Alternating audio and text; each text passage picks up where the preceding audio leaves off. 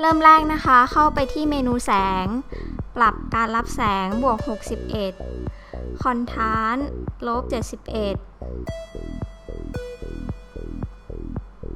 และปรับเงาบวก3ค่ะ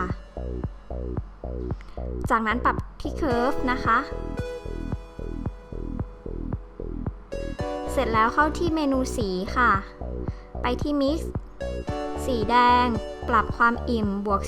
16ความสว่างบวก18สีส้มปรับความอิ่มลบ14ความสว่างบวก12สีเหลืองปรับเฉดสีลบ64ค่ะและปรับความอิ่มลบที่41ค่ะสีเขียวนะคะปรับเฉดสีบวก30ปรับความอิ่มลบ80และปรับความสว่างลบ29ค่ะ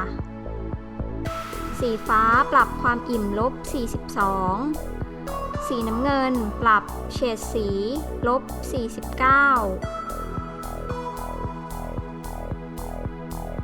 และปรับความอิ่มลบ66ความสว่างลบ41ค่ะ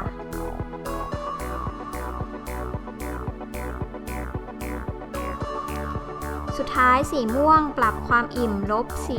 40แล้วก็เข้าไปที่เมนูเอฟเฟกต์นะคะแบ่งโทนสีด้านบนนะคะแล้วก็ปรับไฮไลท์ที่เฉดสี41ความอิ่มของสี14ค่ะ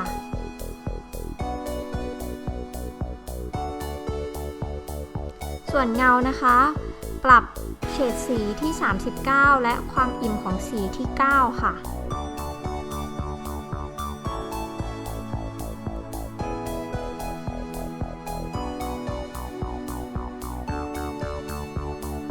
เสร็จแล้วนะคะสำหรับแต่งรูปแบบโทนทะเลเป็น